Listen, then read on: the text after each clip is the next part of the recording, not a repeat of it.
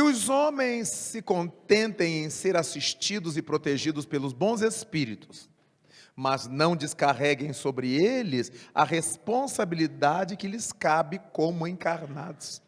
É muito importante Allan Kardec dizer isto, né? Conforme nós encontramos isso em Obras Póstumas. Apareceu aí o Obras Póstumas? Tá, apareceu. Daí, nós confiamos nos espíritos, nós nos sentimos contentes com a sua assistência, com a sua proteção, mas eles não vão fazer o que é do nosso dever.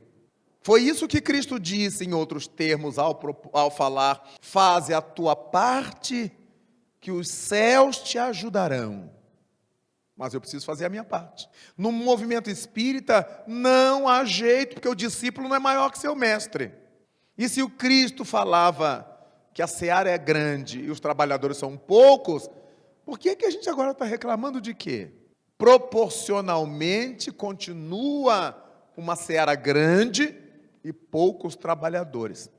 Todos vocês aqui visitam centros espíritas, conhecem centros espíritas, estão sempre abarrotados, sempre cheios de gente. Mas quando se procura quem vai segurar na alça do caixão, é sempre aquela mesma meia dúzia. Nós visitamos ano após ano as casas espíritas, os trabalhadores de frente são aqueles mesmos, que vão envelhecendo, que vão se cansando com o tempo.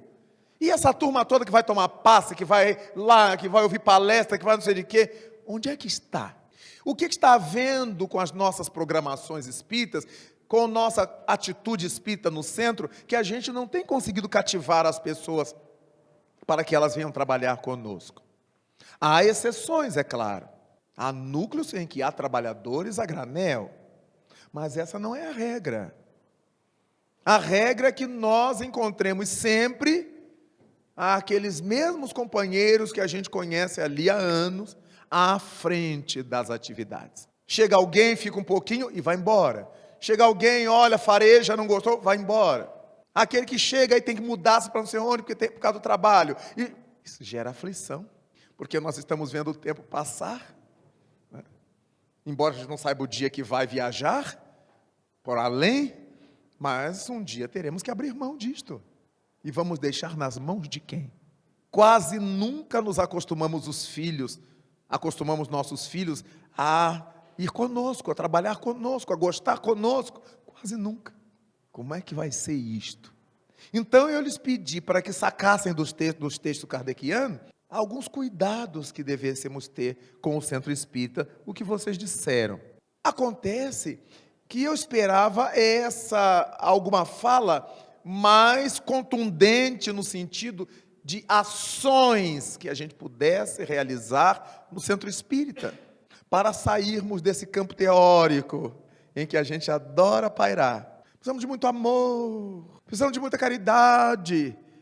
Como fazer isso? O que é que nós estamos chamando de amor e de caridade? Porque nós, os espíritas que dirigimos o movimento, temos uma facilidade enorme em teorizar coisas e uma dificuldade incomensurável na prática das coisas. Colocar isso no chão. Então é muito válido que nas nossas reflexões de diretores, de dirigentes, de líderes, começarmos a trabalhar essa possibilidade de pisar no chão firme, sem ficar flutuando nas nuvens, né? Adoramos os discursos bonitos do espiritismo. Precisamos de muita fraternidade, muito amor, muita caridade. E como é que se praticiza isso? Como é que vamos praticar isso? Foi o que perguntou Allan Kardec a Santo Agostinho, quando Santo Agostinho falou da necessidade do autoconhecimento. E Kardec retrucou-lhe dizendo: nós entendemos a importância disso, meu amigo. A dificuldade está em saber como se fazer isto. E Santo Agostinho disse: então, fazei como eu fazia. E deu esse exemplo.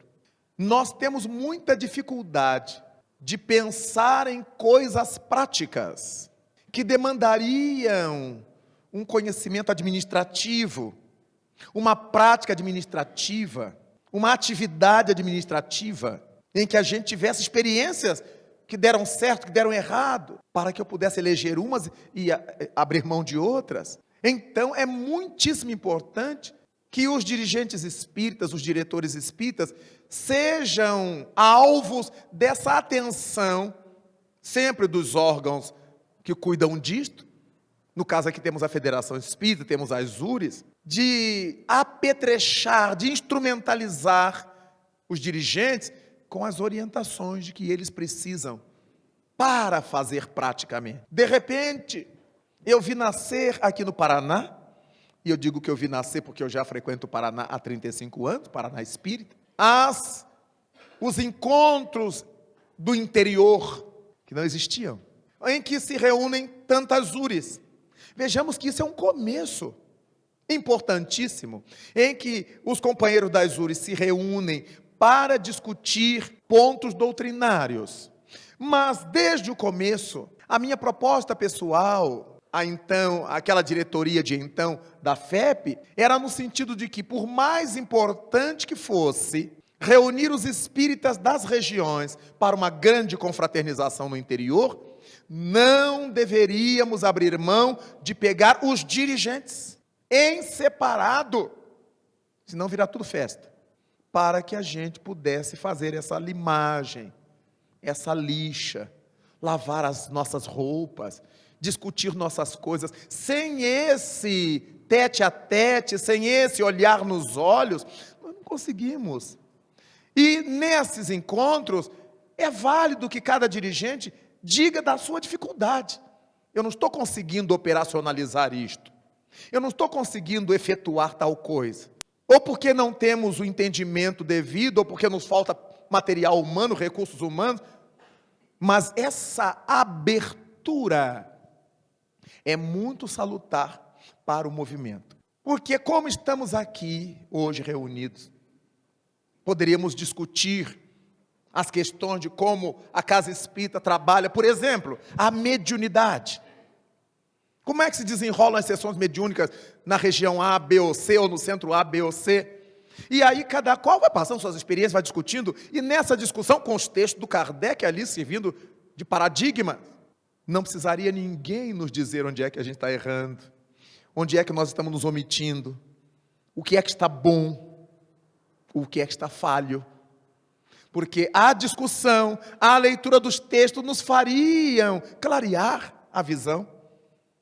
E agora cada um vai para o seu centro espírita tentar colocar aquilo na prática.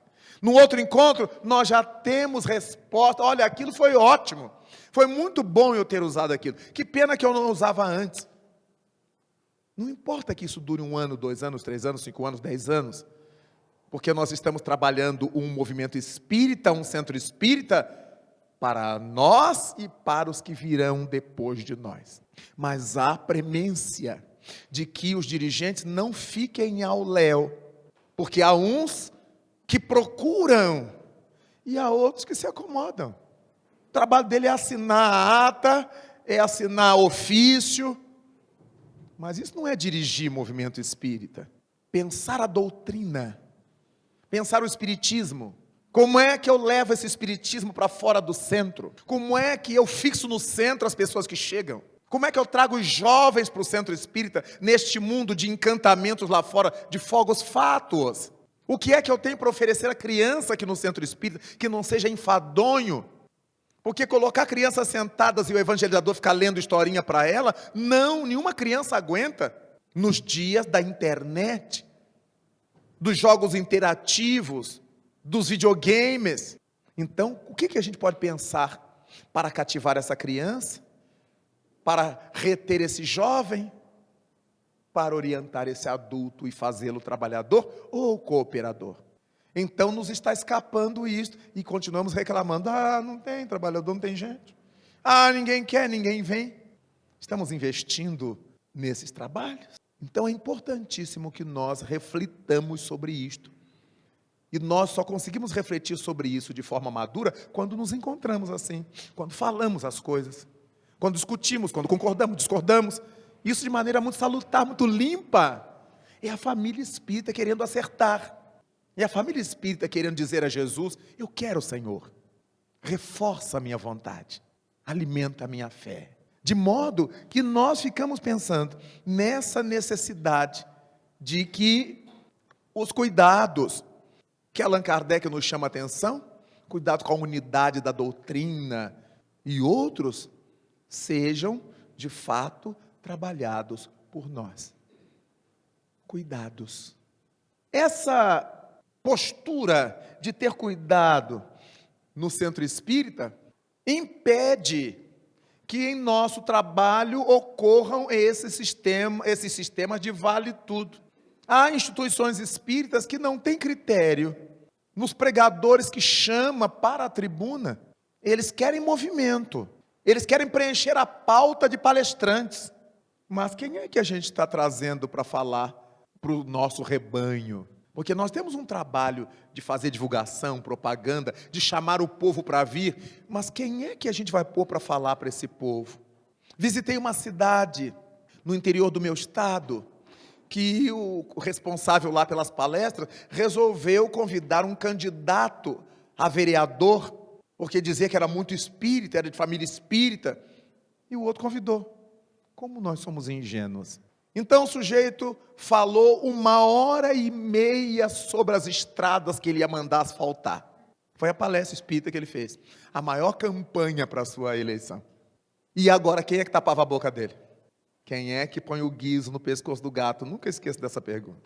Aí olhava um dirigente para outro, olhava um para outro, e quem é que tem coragem de dizer para o irmão, meu irmão, dá licença? Porque quem convidou está com a consciência no inferno. Está desesperado. Porque todo mundo está olhando para ele. Quem é que a gente está chamando para falar? É muito importante nós termos esse cuidado.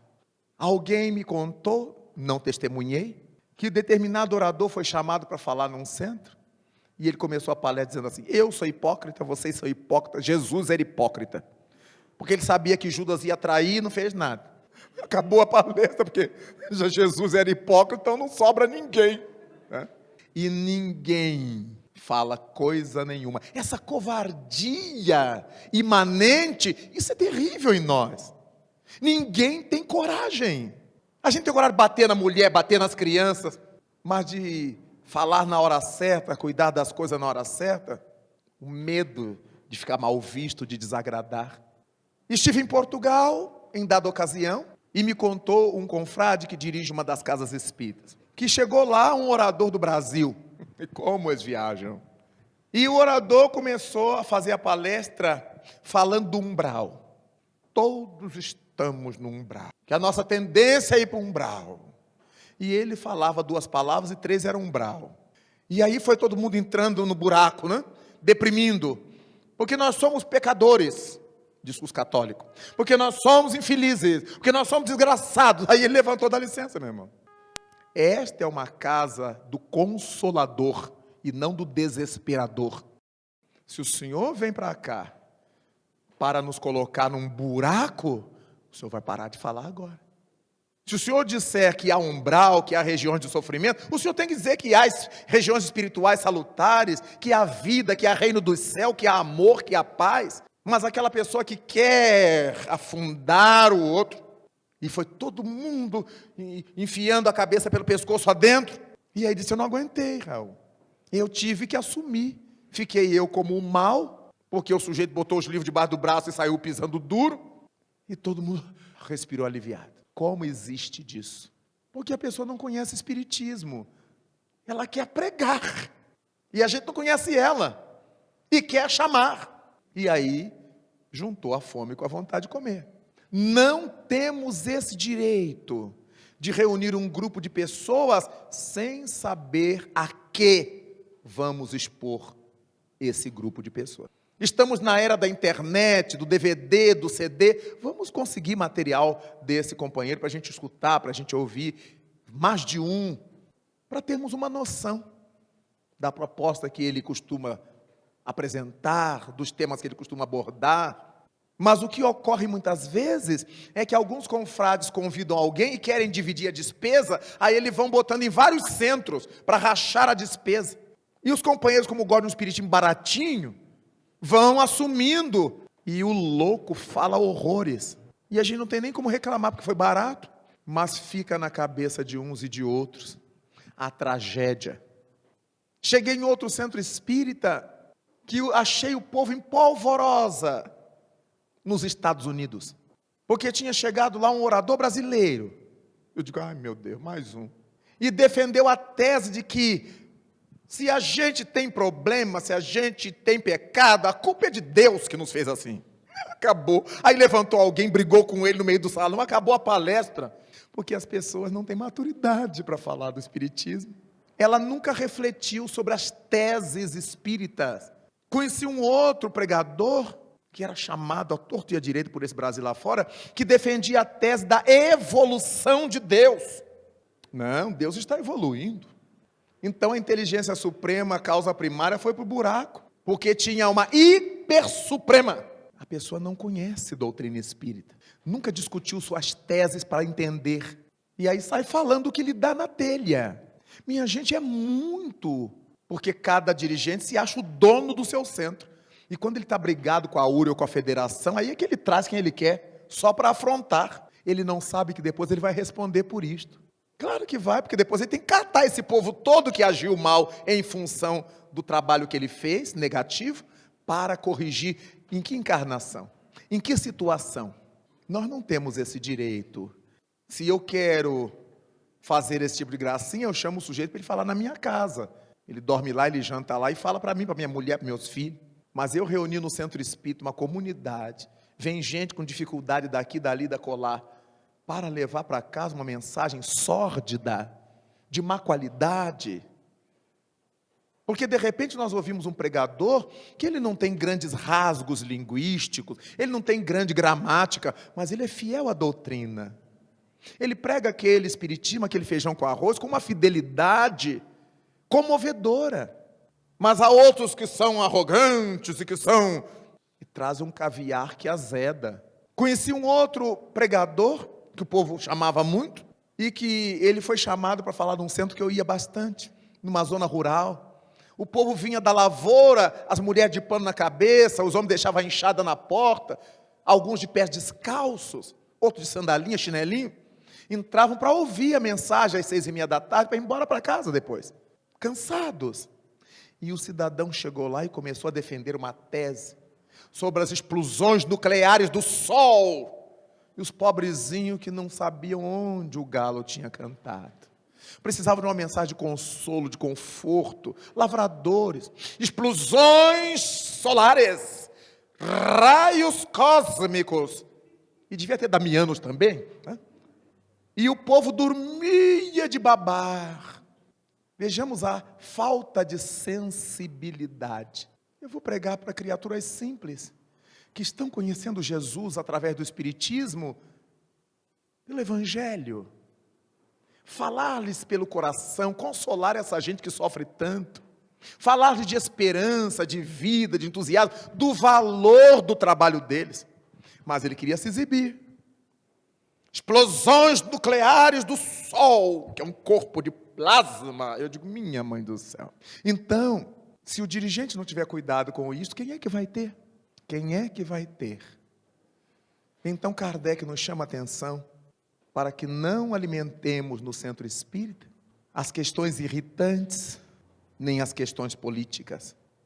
Vejamos, não é que a gente não possa discutir no centro espírita sobre a filosofia política, o que é a política, para que o nosso público entenda, mas sem entrar no mérito de políticas partidárias, em que eu defendo o candidato tal, em que eu defendo o candidato qual. A política, como essa ciência ou arte de administrar o Estado, de administrar a polis, isto é necessário, isso é importante. Jesus Cristo fez isso ao seu tempo, chamando as pessoas a analisar se era justo que o dominador cobrasse imposto dos filhos da terra dominados. Lançou essa pergunta para os outros. No entanto, Simão, para não os escandalizar, e fez com que Simão pescasse o peixe que tinha lá engasgado uma moeda.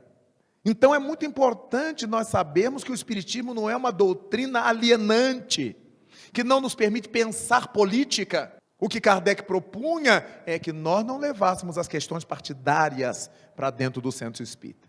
É como se a gente discutisse da tribuna o time de futebol.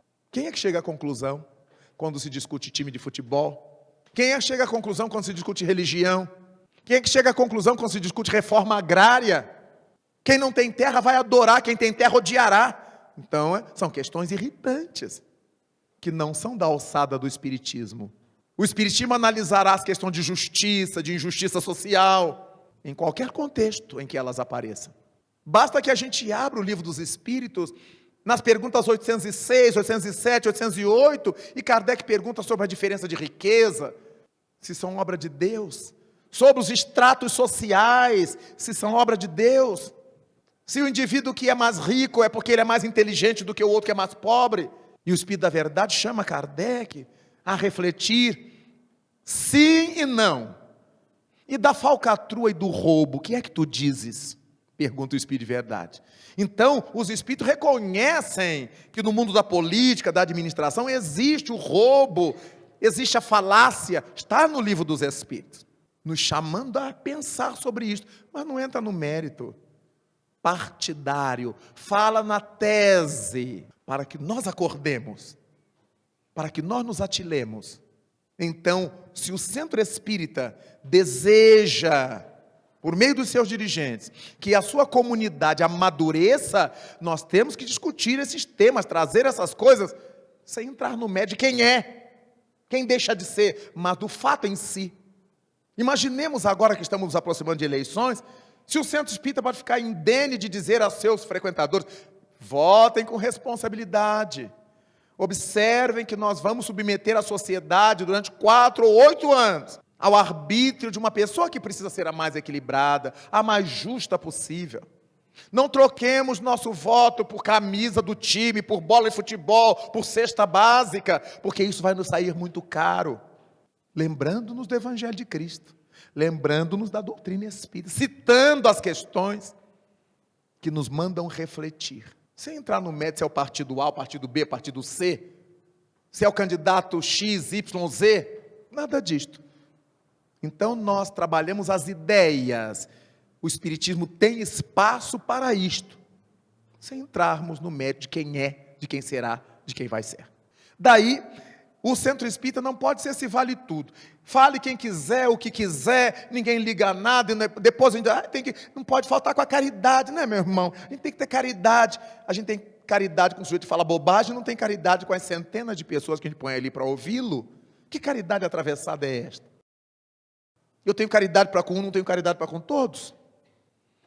É que a caridade, não sendo entendida devidamente por nós, a gente a utiliza do jeito que gosta, de acordo com as conveniências. Todas as vezes que a bomba estoura sobre mim, eu evoco a caridade. Olha a caridade. Quando eu a faço explodir sobre os outros, eu esqueço que eu preciso ter caridade também. Porque eu não sei o que é a caridade. Então, nós verificamos a necessidade de exercermos na direção do movimento espírita, seja do centro ou de qualquer outra instituição, essa vigilância tranquila. Sem nenhuma excitação, mas a vigilância. Eu estou na porteira dessa propriedade. Tenho que cuidar de quem entra, de quem sai. Eu estou como timoneiro dessa embarcação. Eu tenho que livrá-la dos arrecifes, das geleiras. Dá contas da tua administração. Que é que ouço a respeito de ti? Dá contas da tua administração. Então, nós todos teremos esse cuidado com a vigilância, sem nenhuma excitação, sem nenhuma perturbação. Não teremos esse medo de obsessores, teremos uma vinculação com os benfeitores. Porque se eu tiver esse medo de obsessores, eu me vinculo a eles. Eu preciso ter respeito e carinho pelos benfeitores, para eu a eles vincular-me. Então é muito sério quando nós verificamos que a criatura não tem o cuidado com o centro espírita.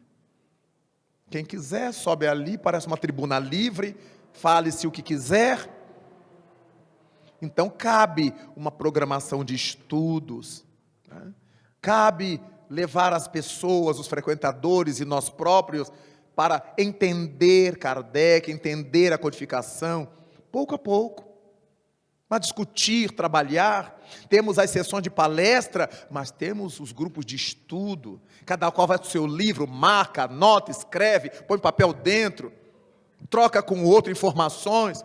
Você já leu o livro tal? Já leu o livro qual? Isso é salutar, isso é saboroso no trabalho do centro espírita. O que não podemos é entrar no centro espírita como se fôssemos criaturas mumificadas. A gente entra e senta lá de pendura o beiço e dorme. Quando o dirigente diz assim, a gente acorda, se espreguiça e vai embora. Ai, que maravilha, né, meu irmão? Não viu nada, não escutou nada, dormiu. A vigilância. Eu fui falar num centro espírita, eu tenho muita experiência com centros espíritas, vocês me permitam contá-los. Mas eu nunca conto o santo. E eu cheguei no centro espírita, fui levado por um confrade do norte do país a esse centro espírita. Viajamos como loucos e chegamos lá. E o dirigente era um senhor de bastante idade, com a sua esposa. E quando chegamos ainda bem cedo, vimos no quintal do centro, tinha uma área ao fundo, um monte de celas com grades. Eu falei, meu Deus, o que será? Será que ele cria algum bicho, alguma coisa assim? Mas não tinha nenhum bicho naquelas celas, e eram celas compridas, não eram baixas. Eu falei, que bicho que deve ser? Gorila? Hã?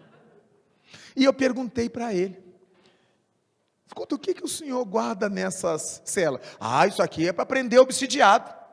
Eu digo, minha mãe do céu, já fiquei com medo dele me segurar. Ali a gente prende os obsidiados. Falei, a família chega aqui, nos entrega, a gente prende ali, até o espírito sair.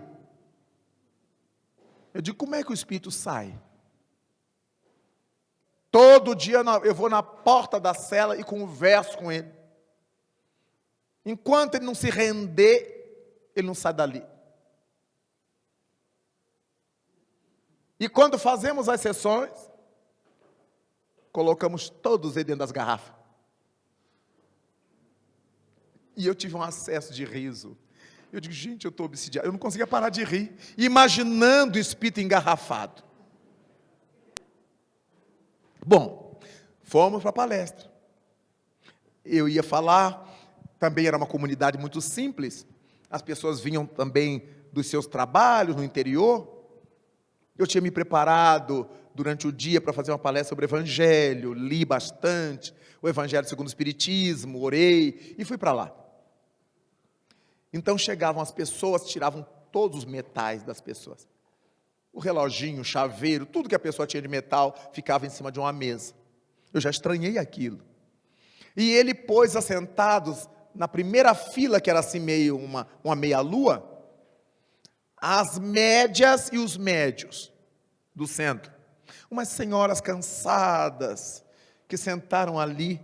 Eu digo, meu Deus do céu, essa pessoa vai dormir. Porque quem senta na primeira fila tem um ônus, né? Fica assim e acaba dormindo, hipnotizado. E eu comecei a falar. O centro encheu. Ele sentou-se de um dos meus lados, o companheiro que me trouxe, que me havia levado, sentou-se ao meu lado, e ele mais adiante, e a esposa dele do outro lado. E dali a pouco, começou a dormir a primeira senhora do lado de cá. Aí ele se levantou, pegou, aí que eu entendi porque que havia 2 varas de bambu sobre a mesa.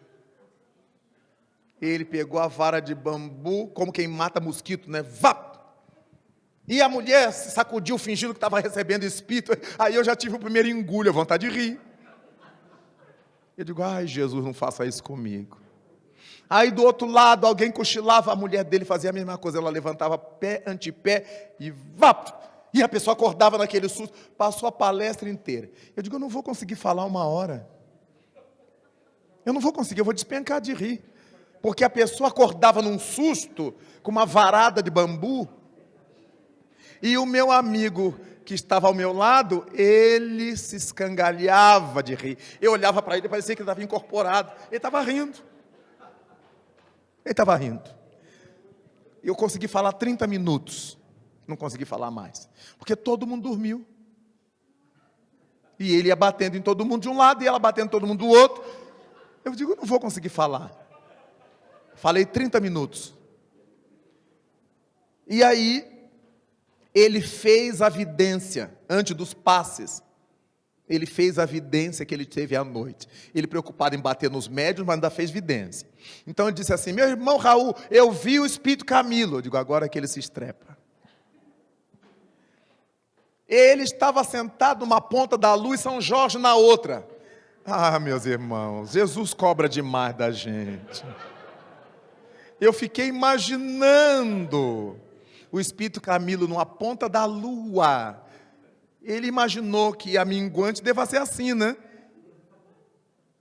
Uma gangorra, um Camilo de um lado e São Jorge do outro.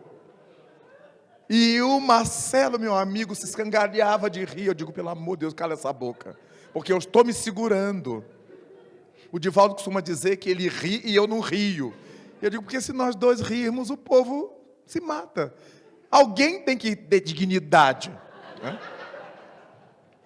E o outro ria de se acabar de se tremer. Ele fez todas as vidências. Eu vi o irmão Camilo de calça azul, camisa verde. Eu falei, que mau gosto, meu Deus. Que mau gosto. Mas, e sentado na ponta da lua, cada um, São Jorge e Camilo. E eu quase que perguntei se o São Jorge estava a cavalo na ponta, mas ia criar muito problema. Aí chegou a hora dos passos. Ah, foi o enterro dos ossos.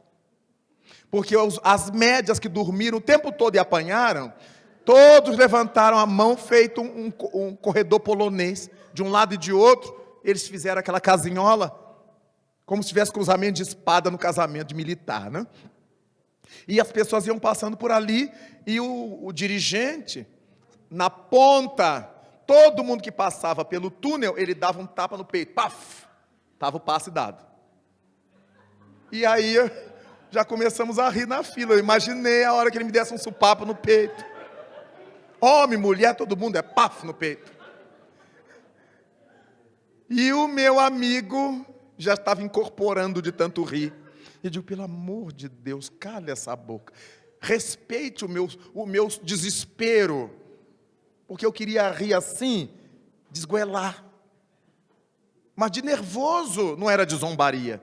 Porque eu nunca tinha visto aquilo. Então eu saí e ele, paf! E o outro de trás se escangalhou de rir. E na hora que ele levou o tapa, ele riu mais ainda. Eu digo, vamos embora, pelo amor de Deus. Não tem que ficar porque vai ter um cafezinho. Eu digo, eu não vou aguentar ficar para o cafezinho. Que a hora que eu olhar para o homem, eu vou rir.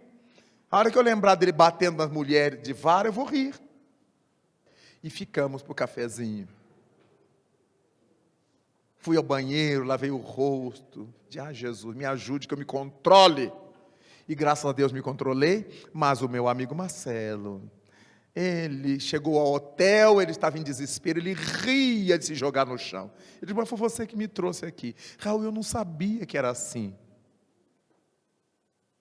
Loucos e loucuras. Minha gente, o que eu já vivi em centros espíritas. Cheguei num outro centro, no interior da Bahia. Cilso deve ter conhecido. Não vou dizer o nome da cidade, mas é no interior da Bahia. E quando eu entrei no centro, tinha um túmulo do lado da mesa, de mármore, com as inscrições, bonitinho. O fundador do centro tinha feito um pacto com a família, que quando ele desencarnasse, queria ser sepultado no centro. E a família conseguiu, à época, com a prefeitura, o direito de enterrar o corpo do homem no centro. Então, eu pregando e dava uma riscada ali para o falecido, né? Eu digo, ele não vai ter trabalho, é só sair dali e se comunicar, né? Muitas vezes eu fui no centro e tinha lá o túmulo do cidadão. Depois de muito tempo, a família foi deixando ou foi sendo tirada da direção do centro, e o grupo novo que entrou, com a mente mais aerizada, tratou de pedir à prefeitura uma sepultura para levar aqueles restos dali, e o centro ficou com cara de normal. Mas eu cheguei num outro centro. Quando eu entrei no salão, eu dei de cara com um trono de concreto armado, no meio do salão do centro. Eu digo, mas o que é isto? Aí é o trono do guia, Quando a irmã recebe o guia gosta de sentar ali. E mandou construir um trono. Quanto obsessor orientando grupos. São espíritos que zombam da gente. Zombam dos nossos cuidados. Zombam da pureza doutrinária. Porque contam com instrumentos fáceis. Meus irmãos, dava para escrever uma enciclopédia de loucuras. A nossa felicidade é que daria para escrever outra enciclopédia de bênçãos, dos que fazem trabalhos excelentes, trabalhos notabilíssimos, trabalhos de interferência social, convênios do centro espírita com órgãos de saúde, em que os trabalhadores espíritas vão aos hospitais, aplicam passes, assistem na hora da morte. Coisas lindas. Trabalhos de vinculação do centro espírita com instituições educacionais, em que as famílias pobres assistidas pelo centro têm acesso à escolaridade, têm acesso a médico, à saúde. Trabalhos conjugados de importância, conveniados. O convênio é importante porque na hora que o centro espírita, o dirigente espírita percebe que está havendo uma intromissão indevida ou que a relação não está sendo salutar para o espiritismo, a gente rompe, interrompe o convênio.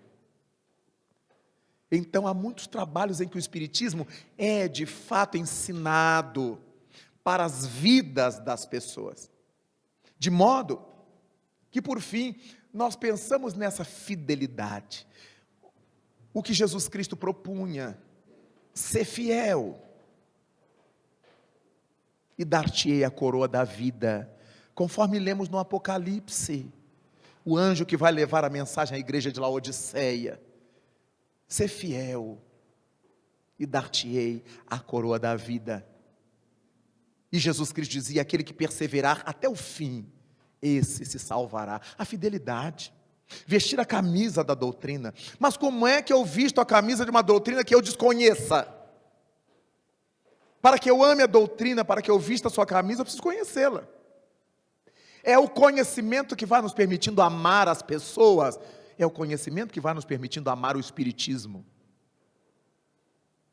Para que eu vista a camisa, para que eu diga que eu sou espírita sem rebuços, sem ter vergonha, alto e bom som, é preciso que eu conheça, minimamente, o espiritismo. Daí, queridos, nós ficamos pensando na importância daquele educandário básico da mente popular. Conforme chamou Bezerra de Menezes, nós todos que estamos dirigindo atividades espíritas, quer sejamos pessoas responsáveis, quer sejamos indivíduos irresponsáveis, todos seremos chamados pela consciência a dar contas da nossa administração. Daí, aqueles que acharem que não estão interessados, que não é sua praia, não se comprometam. Não se comprometam, entregue as mãos de outros. Porque quanto mais a gente sabe e se enrosca no erro, maior a nossa responsabilidade. A quem mais se dá, mais se pede. A quem mais tem, mais se lhe pedirá, diz-nos o Evangelho. É por causa disto que vale muito a pena nós trabalharmos esses cuidados com o Centro Espírita. É a nossa casa. Se não fomos nós que fundamos, que criamos, mas encontramos essa árvore plantada, crescida, que nos cabe regar, podar, manter limpa, livrar dos insetos, das pragas. Centro Espírita, esse educandário.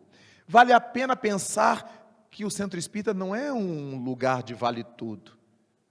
O Centro Espírita tem espaço para o que seja educacional, para o que seja espiritualizado, para o que seja espiritualizante. Vamos evitar de fazer bate-cum, rock and roll no salão do Centro Espírita.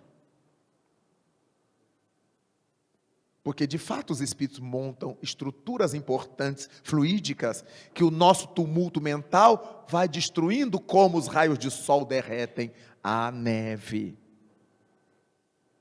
A partir disso, pensaremos nessa vigilância tranquila.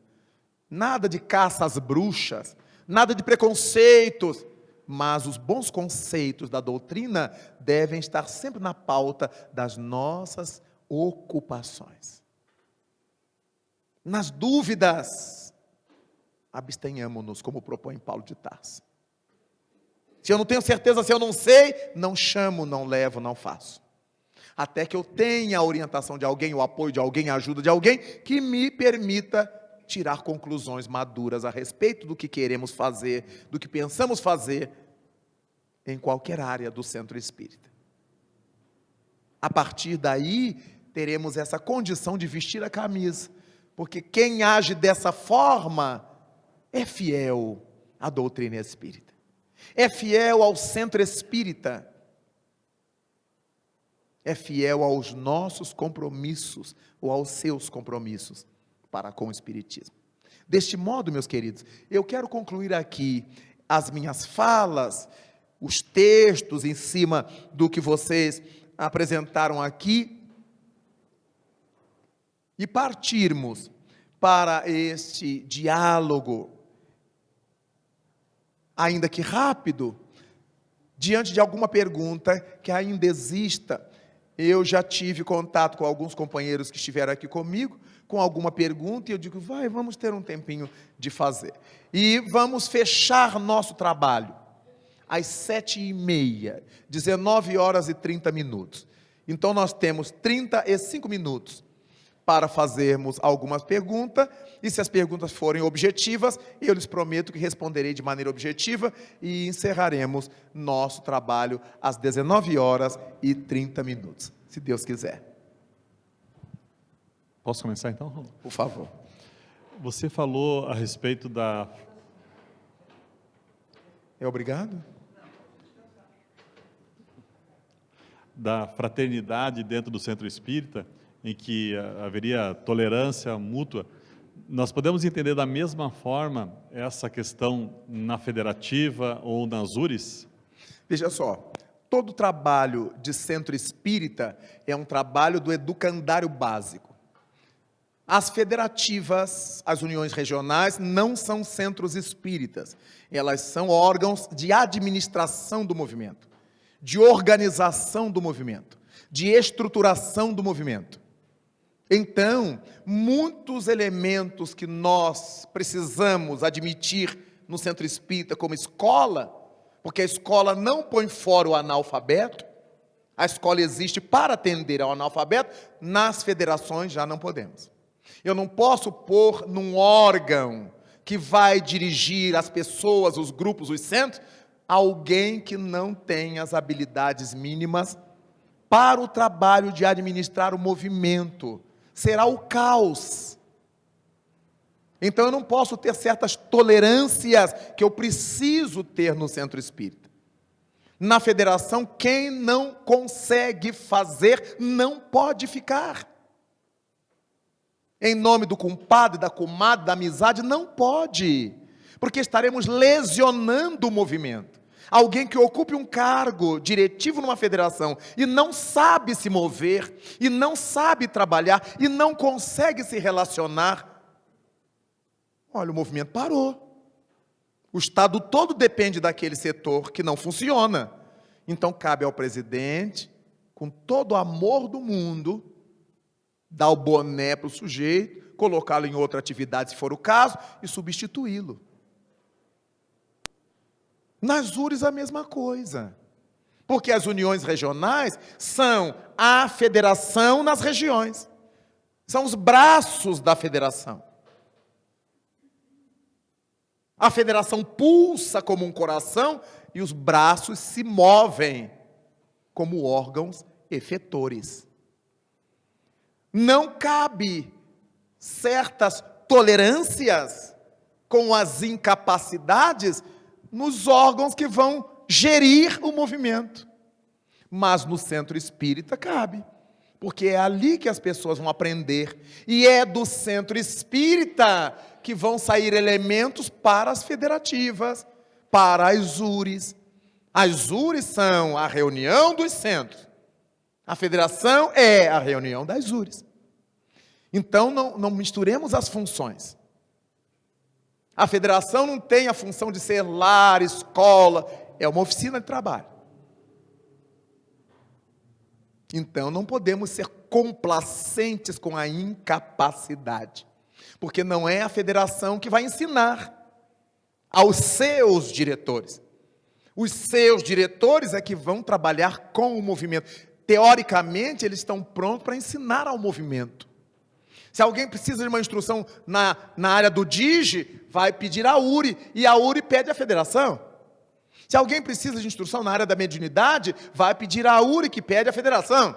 Então, não se justifica que na federação e nas URIs haja gente inepta, incapaz, só porque alguém queira que ela fique ali. É um crime de lesa verdade. Então, não é a mesma proposta, a do centro espírita e dos órgãos diretivos do movimento. Senão, nós complicamos muito a coisa. Pois não. Raul, Pois não.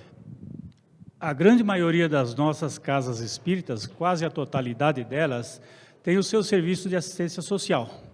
E esse serviço de assistência social, evidentemente, é mantido pelo centro espírita, pelos trabalhadores da casa espírita.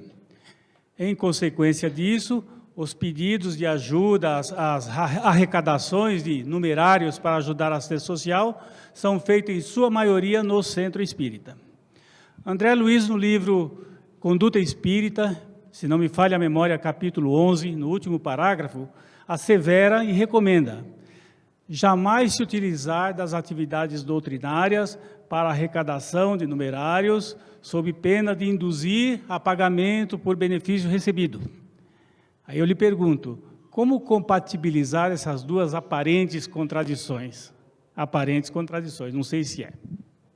Não existe, são duas coisas diferentes. Uma coisa, o senhor está dizendo que todo produto para atender a assistência social do centro é tirado do próprio centro. E isso a gente faz, nós temos campanha do quilo, tem lá o quadro de avisos, até tal dia o pessoal entregar para dar tempo de fazer os atendimentos, etc. Mas o que André Luiz propõe é que a gente não passe a cestinha na hora da reunião. Que aí configura que eu estou pagando pelo passe que eu tomei. Esse trabalho da assistência social nós fazemos no meio da nossa vida do centro. Eu tenho lá meus companheiros, o amigo do armazém, e eu peço a ele, meu vizinho, não é? A mocidade sai catando, pedindo, etc. É um outro trabalho de arrecadação. Eu não faço esse trabalho de arrecadação nas minhas reuniões doutrinárias. Acabou a palestra, minha gente, agora todo mundo aqui mete a mão no bolso a favor. O senhor quer que vocês deem, Allan Kardec pede que vocês deem aqui R$50. Não tem isso no centro espírita. Enquanto está se fazendo a prece final, a prece inicial, alguém passando com a cestinha para recolher, isso não existe no centro espírita, graças a Deus. Então, quando André Luiz fala isso que o senhor está lembrando, e é de fato assim, ele está dizendo não converter a nossa reunião doutrinária numa reunião de petitório para atender a qualquer atividade. Só completando para a minha compreensão, então nós consideramos nesse aspecto reunião doutrinária aquelas de caráter público, né? Palestras e passes.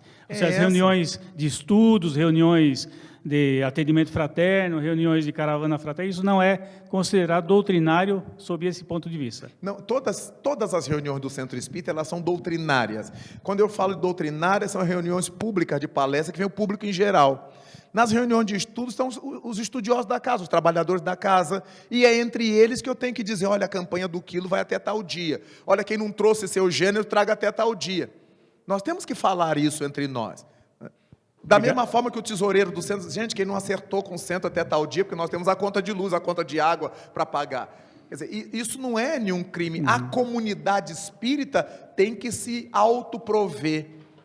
Allan Kardec trabalha isso no projeto 1868, que a gente lê em obras póstumas, quando ele lembra que as casas espíritas precisam ter uma fonte de renda, precisa ter uma mensalidade, uma coisa qualquer, porque nós não conseguimos viver uma obra religiosa no mundo sem as dimensões do mundo.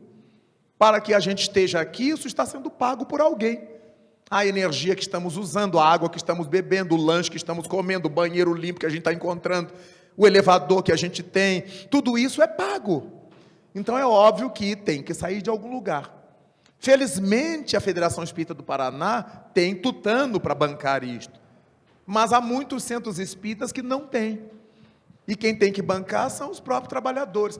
Mas se a gente pensar bem, nós não estamos fazendo nenhum favor. É um dever. Porque no clube, que é só para sassaricar, a gente paga.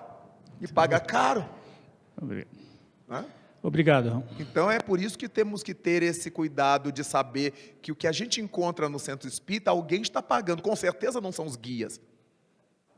Então, como nós vimos que a gente deve permitir e gostar que os guias nos protejam, nos orientem, mas não podemos querer que eles façam o trabalho que é nosso, vimos aqui no texto de Kardec, então esse trabalho de arrecadar é nosso. Temos que ter só o cuidado, aproveitando ainda a sua pergunta, de lembrar-nos que se todos os pedidos de necessidades do centro são feitos aos seus trabalhadores, vai chegar um ponto que nós vamos esgotar esses trabalhadores. Então a nossa campanha será no sentido de que os trabalhadores consigam, no seu grupo de amizade, no seu grupo familiar, as ajudas que a gente precisa. Eu levo todo mês para o centro, suponhamos, 1 quilograma de um produto não perecível. Mas se eu pedir a uma vizinha que eu tenho intimidade, a um amigo do trabalho que eu tenho intimidade, eu levo 5 quilos. Não preciso eu comprar 5 quilogramas. Eu peço na minha vizinhança aos meus amigos, olha, temos um trabalho lá no centro e nós fazemos uma campanha do quilo, você teria como nos conseguir 1 quilograma disso? Meio quilograma disso? Uma latinha disso? Sei lá o que for. Então, quando nós trabalhadores sabemos que o centro está precisando, não é para que a gente meta a mão no bolso e dê. Isso pode acontecer, mas não é obrigatório.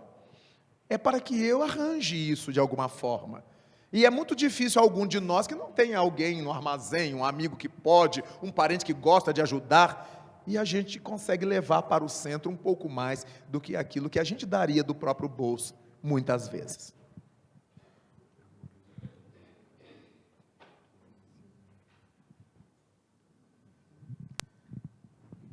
Nada mais?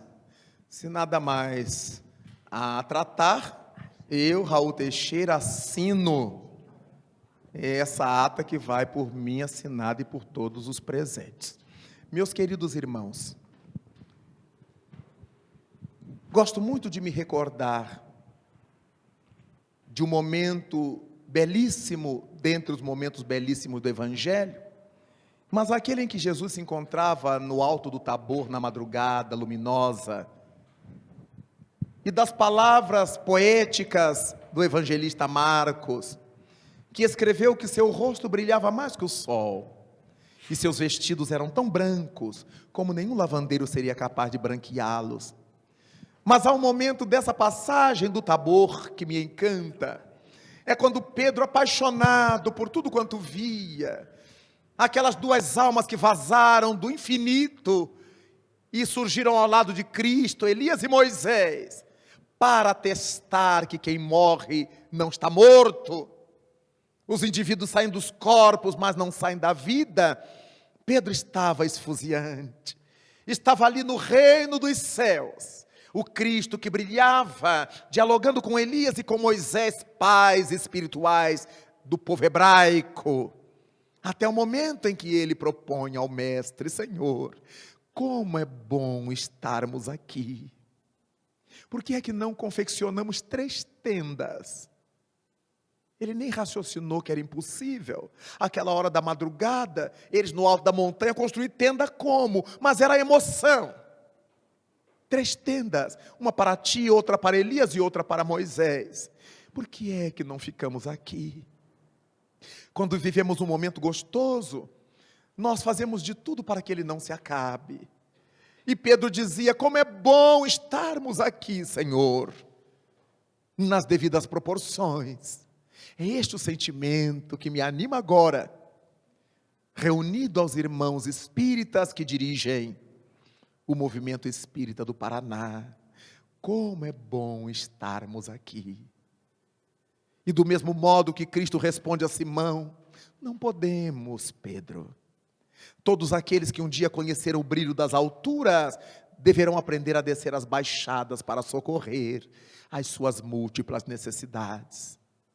Daqui, cada qual de nós tomará seu rumo, o rumo dos seus deveres, dos seus compromissos, dos seus lares, das suas obras, mas com esse sentimento profundo, como é bom estarmos aqui, pensando, refletindo, analisando, dando-nos conta de que somos viajeiros da evolução, e que estamos há milênios na busca da paz, do autoconhecimento, da nossa centralização no bem. E agora, somente agora, com o Espiritismo, começamos a nos sensibilizar com o convite de Jesus. Vem hoje trabalhar na vinha do Senhor. Não permitamos que esse tempo se esvaia em nossas mãos, que vaze por entre nossos dedos invigilantes. Cada qual de per si reflita sobre a sua própria realidade. O que estou fazendo eu de especial? E digamos ao Senhor: como é bom estarmos aqui. Jesus, permite-nos que quando voltarmos aos nossos pagos, às nossas realidades, às nossas instituições, essas reflexões que trabalhamos aqui ao longo deste dia não desapareçam. Pelo contrário, sejam elementos emuladores para que tenhamos essa coragem, primeiro de nos afirmar espíritas, não apenas pelo verbo que o vento leva, mas pela ação, pela atitude, que semeia exemplificação pela terra inteira. Que nós tenhamos essa audácia de cantar o nome do Senhor nas nossas atitudes cotidianas, junto ao centro espírita, sabedores de que no mundo só teremos aflições. Alguém nos caluniará, alguém pensará mal de nós, alguém falará alguma coisa negativa para nós, mas que importa, se tudo isso fizeram ao ramo verde, que é que esperaremos nós, os lenhos secos, na certeza de que o discípulo nunca será maior que seu mestre? É por isso então, que nós somos agradecidos ao nosso Criador, que nos permitiu nesta encarnação, esse contato formoso com o Espiritismo, e agradecidos a Ele, todos nos unimos na evocação do Tabor, para dizer-lhe: Pai nosso que estás nos céus, na luz dos sóis que brilham nos infinitos, Pai amoroso, Pai bom, de todos os seres aflitos que gemem, que choram, que se debatem, neste mundo de dores e de escarcéus, santificado Senhor, seja o teu nome sublime, que em todo o universo exprime ternura, concórdia, misericórdia, exprime amor. Venha ao nosso coração, Senhor, o teu reino de bondade, reino de paz, reino de claridade, na estrada augusta que nos leva à perfeição. Cumpra-se o teu mandamento, mandamento que não vacila, mandamento que não erra, seja nas engrenagens dos céus ou no meio das lutas da terra, onde deparamos tanta mágoa, tanta lágrima, tanto sofrimento. Livra-nos, Senhor, de todo mal, mas dá-nos hoje o pão em nosso caminho. Permite, porém, que ele seja amassado nas mãos do carinho, com o trigo do amor dos nossos amigos espirituais. Auxilia-nos também, Pai, para que em nossos deveres cristãos aprendamos a amar a todos os nossos irmãos, primordialmente aqueles que ainda se acham distantes do bem, sob a proteção de Jesus. Livra a nossa alma do erro, nesse mundo de desterro, distanciado da tua luz, para que a tua ideal igreja, a igreja da fraternidade, da verdade, da revelação imortalista, a igreja da justiça, da equidade, realize dentro de nós o altar venerando da mais expressiva caridade, e que dentro dele então se possa cumprir a vontade do teu inesgotável e santo amor, hoje e para sempre, Senhor. Que assim seja. Muito obrigado, Pai da vida. Obrigado, Cristo excelso. Ave Allan Kardec. Muito obrigado, meus irmãos.